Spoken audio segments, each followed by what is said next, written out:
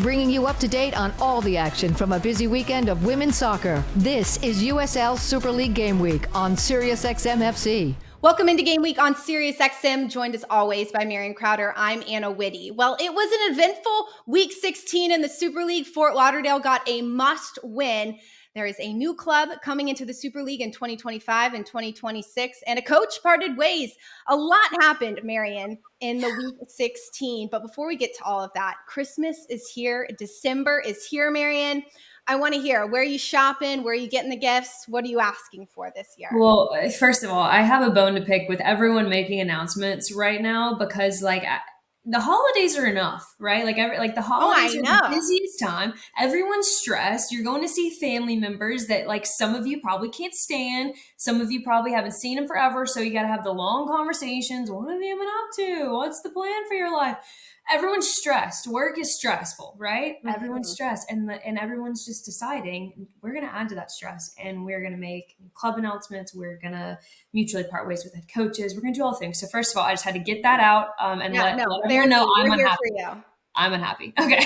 So other than that, my wallet is also unhappy because it did some damage on Black Friday from brands that are called Reformation and Free People. Please don't ask me any further details because I do feel like my husband can hear me in the next room. Okay, I want to know, though, from Free People, because I did some damage at Reformation and Anthropology. Free People, though, they always have great jewelry, but I was a little disappointed in the selection this year. Me too. You always have great jewelry, Marion. Did you buy anything? No, I bought no jewelry that makes me feel better. because I have learned that lesson as well. Really, at Free People, if for some reason you're listening, your sales kind of suck. Okay, 30%. What is that? I don't, and you know me, and I'm a walking Free People ad for the most part. I know, and I'm so sick of having to buy your stuff on full price. Okay, so if for some reason you're listening to this, I would like a lifetime 40% discount. No, Marion, we need both of us to have just one of those, you know how influencers get the discount codes all the time or they get stuff sent to them? We should be the influencers. I'll wear Free People every week on the show. Here's the problem. They'd be like, please, record yourself unboxing this package, and I would just be an absolute atrocity. They'd be like, why did we send you this? I'd film it after I'm taking a nap. I'd be like, wow, sorry, just woke up from a nap, but look at what I got and look how terrible it makes me look. No, my gosh, you're not selling yourself well enough, Marion. We'll have to work on that piece. We'll work on that piece. Whoever wants to work with a sarcastic broadcaster, I'm here, but I'm not really your cup of tea. She's not going to try on the Jeffrey Campbell boots for you. She can just be sarcastic about it all. I actually worked at Anthropology in college, so I used to get 60% discounts at Free People, Anthropology, and Urban. Now paying full price, it's a really sad reality. Literally help me, I'm poor. Speaking of a positive reality, Fort Lauderdale, a big win over Dallas during this Thanksgiving break. 2-1 win. It was much needed. And Jasmine Hamid had the fastest goal in Super League history. It was a second-minute goal. This was the first win for Fort Lauderdale since October 6th. Marion, last week, we really harped on Fort Lauderdale needing to make some adjustments and really figure out a formation that works best. So what was the difference to get this win for United? Yeah, sometimes, and you and I have talked about this, sometimes, especially given the structure of the league right now, the fact that there's only 8 teams, and there have been teams that have consistently been up for 4 games, consistently been down for 4 games, right? It's been a bit of a roller coaster that we've kind of come to expect. I think it's going to change when we get to the spring season. But I think that we were just in a stretch for Fort Lauderdale where the changes they were making just weren't clicking fast enough in games, right? You saw the wheels turning, you saw the ideas there, but it was almost always this idea of too little, too late. And ultimately, we have seen the effect of what you can do to a team who is just absolutely brooding with confidence, right? Dallas came into that match as such a confident squad. You put on some early goals, and then all of a sudden, that same confident squad can't regain the confidence we've seen over the stretch of 3 to 4 weeks. And I think ultimately it came down to Fort Lauderdale having the focus to put away those early chances. And that was ultimately the difference. Early goals are so important against teams that are so high right now. And Fort Lauderdale's been known to be on the slope for a little bit. Even Addie McCain touched on it on the show just a few weeks ago. We had Celia Gaynor on the show later here today. And she even touched on the fact that this happens. This is a brand new league. You cannot expect everyone to be so consistent. But the fact that Fort Lauderdale is slowly figuring it out just shows the promise that they have in the spring. Yeah, couldn't agree more. And I just want to go back to what you and I talked about last week, is that, you know, we felt like that they were such an intelligent team. The ability to actually come out and perform the way they have in all of those different tactical nuances shows that they've got the identity, they've got the intelligence that they need in the locker room to be able to win at this level.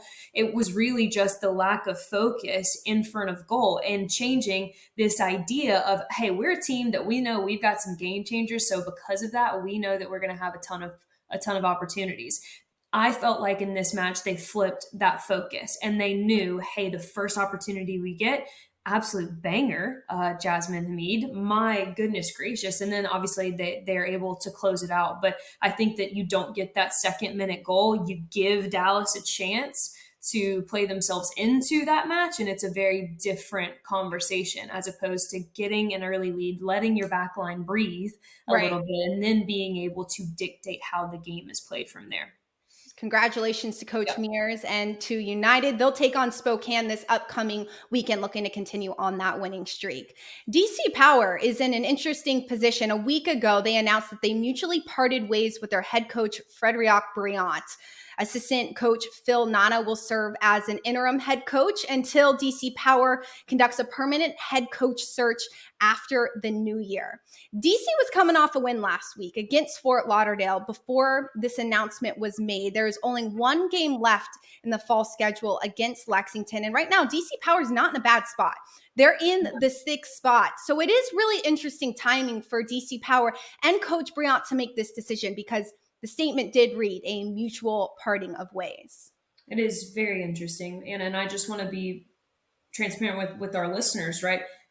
We can only give you the information that we've been given, right? And Anna read the statement exactly. They have mutually parted ways. Oftentimes that obviously engages the fact that it was a two-way decision. And I think it's important to note, first and foremost, we don't have the information to be able to say what gaps they are trying to address with this decision to part ways with Frédéric Brillant, right? So the decision in which they are going to take this coaching search is first and foremost going to be determined on those gaps that they identified, gaps that we just don't have the information to. Once we do, obviously, the people would be the first to know on this show. But with that, it's safe to say that you and I don't want to speculate about what those gaps are. So I just wanted to put it out there. We don't know what the gaps were.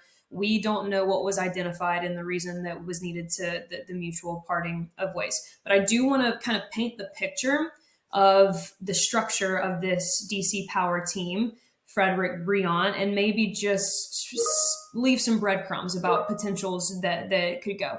So first and foremost, Frédéric Brillant was a player for DC United, ended up being an assistant coach at Loudoun, right? He's been in the DC United umbrella before going over to the NWSL side as an assistant coach with Amy Rodriguez at the Utah Royals. Then he gets dubbed head coach back in the umbrella of the DC United realm. The reason I say that is because I want to read to make sure that everybody understands that when Brillant was hired, he was obviously hired to be the first head coach of DC Power FC. And the USL Super League team that launched in Washington counts DC United among its ownership. It also plays games, obviously, at Audi Field, the notable home field of DC United and NWSL's Washington Spirit. Okay? Right. That's first and foremost. Yep. So with the ownership piece in mind, also knowing, and I believe you might have this information, that the interim head coach is, correct me if I'm wrong, but the boys academy for DC United. Academy. Right. So we're still staying in the realm of that DC United umbrella. Correct. Anna and I, unfortunately, are not in the room to have discussions about what some of these contractual obligations are, if there are contractual obligations. By that, I mean, we really don't know if Audi Field is going to continue to be the long-term solution for DC Power in terms of their home field. You can assume that it would be, because DC United is part of the ownership that DC Power boasts. Now that brings an important question to mind. Does that mean that the DC Power is going to be given the options and continue to go the route like they did with Frédéric Brillant of having someone under the DC United umbrella? We don't know. We don't know.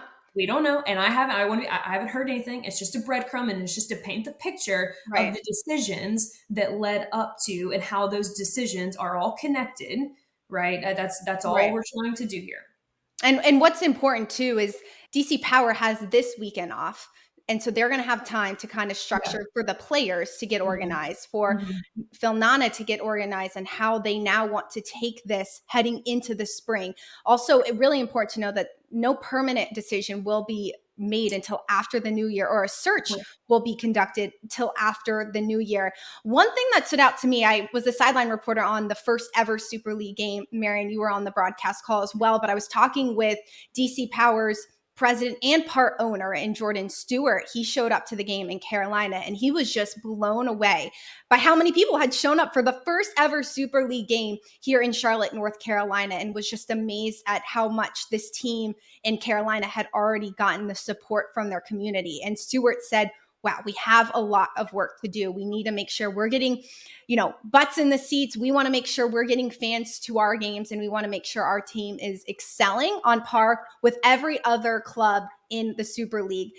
DC Power isn't there with the amount of fandom that Carolina has, or even that Tampa Bay has. And I see Stewart wanting to make sure that's something that they get in the spring. So not only are they looking for a coach to get this team wins, to get them on the right track, but also to make sure that they're a man of the people. They're a little politician-y in some respects, because they know the DC area, and they also know that this is a growing team, a growing league, and something that they're going to have to create the culture themselves. It will be really interesting, the route that they decide to go with this. And it is an interesting, great point that the search for a permanent head coach will be conducted after the new year. Also important in that timeline is the fact that DC Power is actually starting their second half of the Super League season, their spring season, about 2.5 weeks, if not a little bit longer than the rest of the Super League squad. Most of the Super League teams are starting February 8th, I believe is the date, and Correct. DC Power is not starting until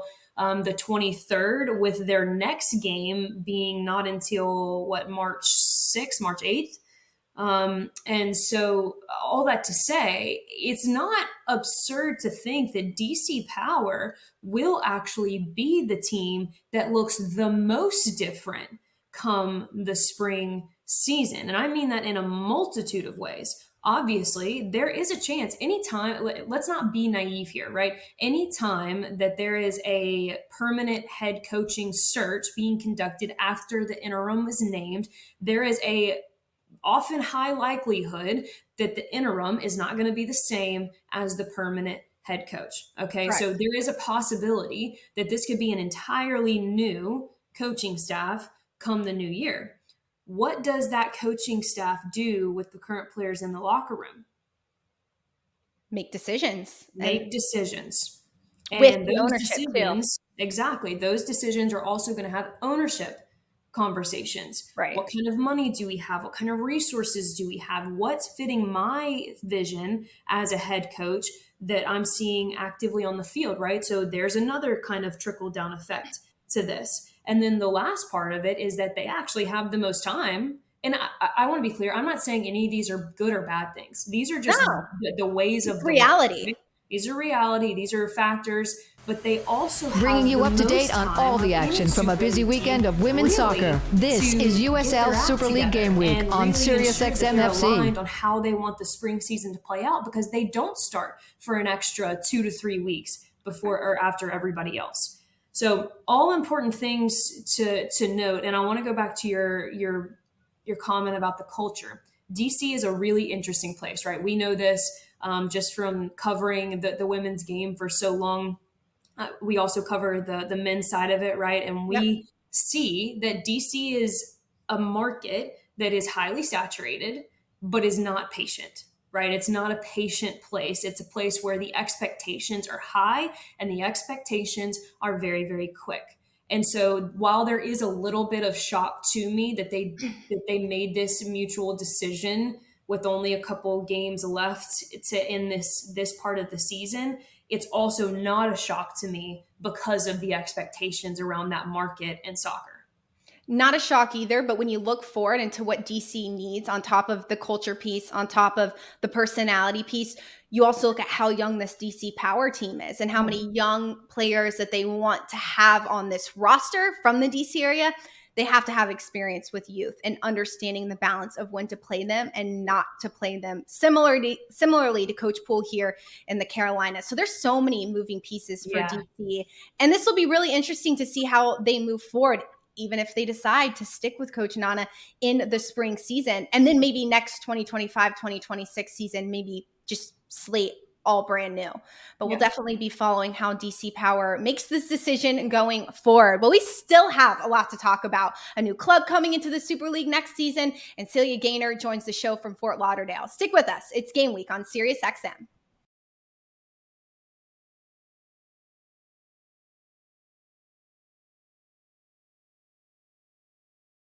Welcome back to Game Week on SiriusXM. We have a new team joining the Super League in 2025-2026. It's Sporting Jacksonville. They will be playing their home games at the University of North Florida. Their motto is Lift Every Voice. It's going to be the 9th team in the Super League. Really exciting. We're going to get a 3rd team in Florida. It's in a great location at the tippy top of Florida. So you're going to be close to Georgia. You're going to be close to South Carolina. It's easy to get in and out of. Youth soccer is exploding in the Southeast, and so is women's soccer, the women's professional team in Jacksonville. I'm excited. All the reasons you mentioned, I think that it's incredible for the Super League to get a foothold in a place like Florida, who is just continuing to grow in all facets of the game. Youth, professional, college teams are getting better and better in Florida. Like you mentioned, I mean, about 3 hours to the heart of Georgia from Jacksonville, another Atlanta, right? We all know what a hot spot that is for academy players and convincing academy players to come down to the beautiful place that is Jacksonville, only about 4 hours to the heart of South Carolina. Exactly. So incredible location. Okay. But also, what a hot spot of celebrity names that, Anna, I think we should convince to join our fun in the Super League. Because look, here's my argument, okay? Baker Mayfield is just growing a whole new fandom, okay? He's got a whole new subsect of fans because of his involvement in the Tampa Bay Sun. Do you remember when it was opening weekend and we heard that he was there, and we pretty much spent the entire back half of the broadcast being like, yes, we're watching the game. Of course, we're calling the game. But we've got to get Baker Mayfield and his new baby on this television, because how cool. And so I'm just saying, at Trevor Lawrence, you don't want to let Baker, upstage you. You don't want to do that. No, absolutely not. Where are you at? Let's see it. And Trevor Lawrence is about to have his first baby girl. So maybe she's a future super leaguer. See, we've got Tim Tebow, right? Yes. Okay. Let's get the homegrown hero. Arguably for some, one of the greatest college quarterbacks in the history. I think we can have a debate right here, Marion. He is the greatest quarterback in the history of college football. If you want to know about my fandom, it runs so deep, Marion, that I had a t-shirt back in high school. Remember that iconic speech he had after they lost? And he's like, you will never see this again. Word for word on the back of my t-shirt. I'm insane. You can say it. Huge fan. Look, I can say, so my husband played, when Tim Tebow had his baseball stint. Yeah, of course. That was when my husband was in the minors as well. So if you want to talk shop, Tim, come on the show. We would love to have you. Also, at Jacksonville club, okay, whoever's making the decisions for you guys in terms of your home outings, if you don't have Limp Bizkit, another Jacksonville native, if you don't have them as your stadium walkouts on, particularly, hear me out, Anna, I don't know what we're talking about, but enlighten us. Do you want me to play it, or do you think that we'll get in trouble? I don't think we'll have any copyright issues. Give us like 5 seconds. I can't because it's actually vulgar, but it fires me up. Okay. There is nothing that lights me up than having a bad day or getting ready for a tough workout than Break Stuff, okay, by Limp Bizkit. And I'm urging someone to make the decision down in Jacksonville to make that the stadium walkout song. Obviously, you can have the clean version. I obviously don't have access to it, but just know. Limp Bizkit. Okay, I'm here for that. Maybe they can sing the national anthem on the first home match as well. What do you think about that? Could that be fun? I like it. I think this cool remix there. Cool remix. We've got a lot of American football involved in this football new club in Jacksonville. So Trevor Lawrence, we got our eyes on you. We want to see you involved in this one. But no, I think this is super exciting. Women's soccer just continues to grow, and this announcement is huge on the heels of the fall finale. We've got 2 weekends left. We are heading into match day 17. We've got Lexington hosting Brooklyn on Saturday at 7 o'clock. You can catch it on Peacock. Fort Lauderdale will host Spokane Saturday at 7:30. Sunday is the final game of the weekend. It's Dallas hosting Tampa Bay at 3:30 on Peacock. You can watch all these games on Peacock, and we will be here next Wednesday to recap it all. But before you leave us, we are joined by Fort Lauderdale's Celia Gaynor. She talked about her journey to Florida and what it's been like to be on this club.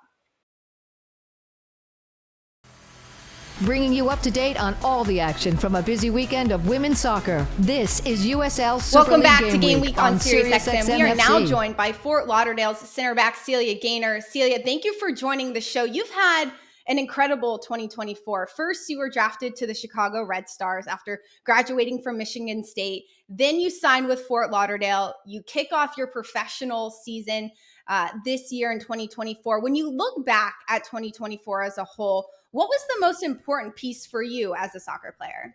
Yeah, I mean, first, thank you for having me. This is really exciting for me.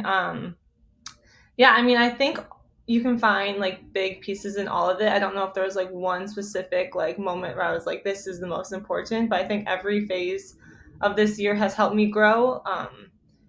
I mean, it's been crazy. And I'm really grateful for like everything that I've like experienced and all the opportunities I've been given, and to land in Fort Lauderdale and to have the opportunities that I'm having right now as such a young player is huge. And I don't think I would have, if you would have told me this last year, that I'd be on a team where I am contributing so much onto the field, and I get to be a professional soccer player at the same time is huge. So that's awesome for me. That's so cool. We were talking off air, we were just talking about where you went to college and the decisions behind that. And coaching with your transfer from Butler to Michigan State in college was obviously a factor into your decision to go to Michigan State. Now you have a chance to be coached by, former Manchester City product, MLS product, Tyrone Mears. What's it been like to kind of have someone that's been at the highest level of the men's game, right, sharing what he has been at the women's side? Yeah, like you said, going to Michigan State, Jeff Hostler was a huge factor in that. And I think paying attention to like the coach's vision and what they have for the program is huge, and like how the team is going to run and how the program is going to succeed. So coming to Fort Lauderdale, Ty's vision for the team and the way he talked about soccer and his vision for us and how he wants us to play, I loved it. I love everything about it. I think it brings a lot of the style of soccer that we don't always see in the U.S. To the U.S. And I think that was huge. I think that really drew me in. So yeah, I think like his experience as a player and now as a coach really does help us. And because he can see what it's like. He knows what it's like as a player, and he has experienced it. So I think there's a lot to learn from him. Right. And Coach Mears right now is kind of changing things up almost in every single game with you guys. We've seen so many different formations. There's been 5 players on the back line at times. There's been 3 players with wing backs getting involved. What's been your favorite formation in United so far? Yeah, I mean, I think like when teams like our team has faced a lot of adversity in the past few weeks, I think there has to be some changes made and we have to try out some things. I think it depends honestly on the game and the team that we're playing. I can see the benefits for for like each of the formations that we have played, based on the teams that we do play. So I wouldn't say there's like a favorite in my opinion. I like this different formations, like I said, based on the teams that we're playing, because I think it gives us the biggest advantage, especially looking at it as a defender in the build out phase, making sure we have options to play, and so we don't have to just go long, and we can build out because that's our strength. I want to piggyback off of that because I feel like one of the things that audiences, probably whether they listen to Ann and I on a game or on this or whatever, at nauseum, I feel like we talk about how this season, this fall season particularly, has really showcased the teams that are finding a structure and an identity, but a freedom within that structure and almost utilizing kind of the principles of play to be able to unlock their creative processes. And I feel like what you just talked about is exactly that. So I just want you to, so people will stop adding us like, what does this mean? What are you talking about? Like, talk to us about kind of being able to understand the different principles of play and the small adjustments, the small nuances that a little tactical formation can make to really unlock your creative freedom in the build out phase. Yeah, I mean, I think changing formation, especially based on the way other teams press, allows like for our team to do what we're good at and to be on the ball and to have the ball. And I think those little changes do help us, give us more options going forward, and gives us, like you said, a little more creativity when we do get higher in the field and balance in the back. So I think those changes aren't bad. I don't think we should be like shying away from changes. I think just being able to adjust as quickly as possible, because we have to adjust throughout the week and prepare as well as we can. So I think those changes do help us, like you said, be ourselves and to play the style that we want. Even though the formation's changing, it doesn't mean the way we play changes. There's so much fluidity, especially at this point in the Super League. We've seen every single team go through their ups and their downs at this point in the season, but what's really separated the teams at the bottom of the table and the teams that are able to eventually figure out is consistency and different roles. For you, Celia, it's playing next to Lavini Vaca. It's been so fun to watch that partnership, no matter what the formation. So how would you describe the balance of you two on the field together? Yeah, I mean, Lava and I have played a lot this season together. We played against each other in college, so it's really cool getting to play with her on this team and getting to learn from each other. And I think like as defenders, we're both very aggressive, and we're still learning from each other, but I think we play well together, and I think we have taken a big role on the field that, like, in the back, it's a big role to take on, especially as two young players. And I think we've done a really good job of staying calm and learning and trying to adjust every week to what the team needs. So it's been really fun getting to play with her.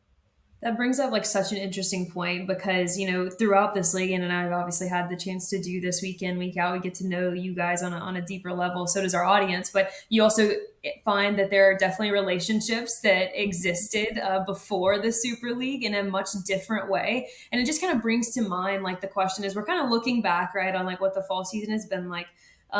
It brings to my mind just how new and how different this environment was for everyone starting out. And I just want to hear it, you know, from you. Not only are you making the jump from college, obviously, to professional, that's a conversation in itself, but you're also doing this in a brand new league. And so it's something that's quite literally new for everyone. How do you feel like just the overall kind of like culture has been, and really just the importance of having like a consistent locker room that really loves each other and has an alignment on the same goals that you want moving forward?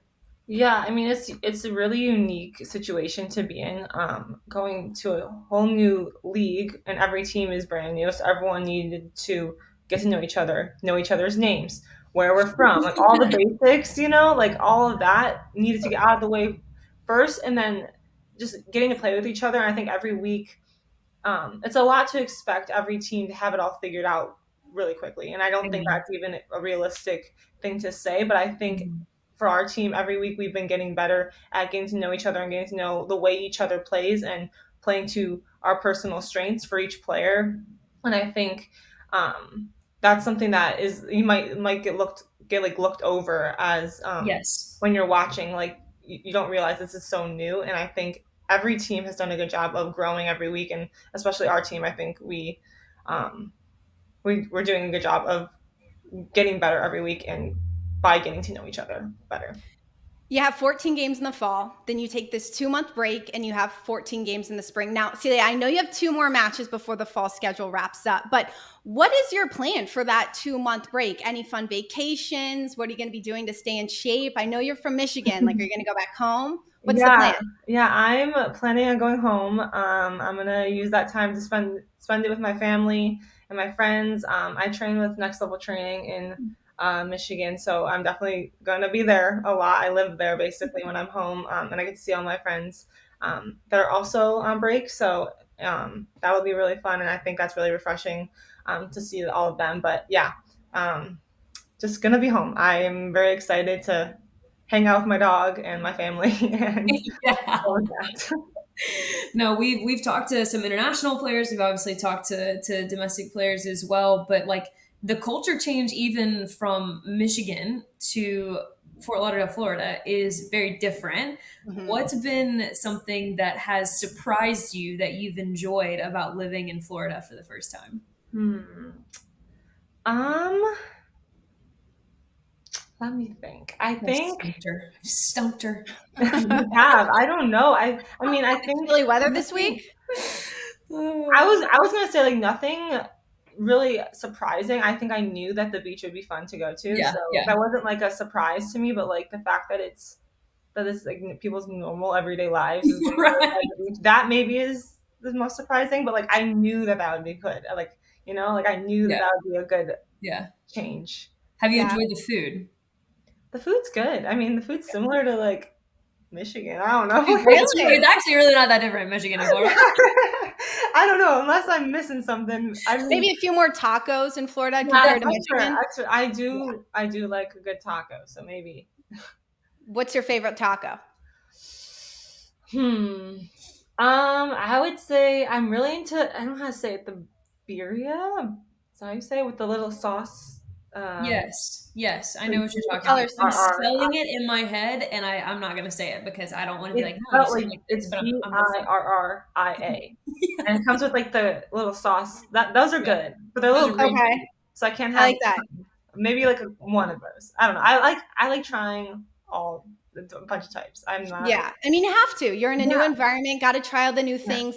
Last thing before we let you go, because you did mention you have a dog at home, but I was on your social media and it looks like you have a dog in Fort Lauderdale. We had your teammate, Addie McCain, on the show. She has a dog. Yes. Are you guys dogs together? Is your dog in Florida all the time? No, my dog Linus is at home. Unfortunately. He's a golden retriever. He's a puppy.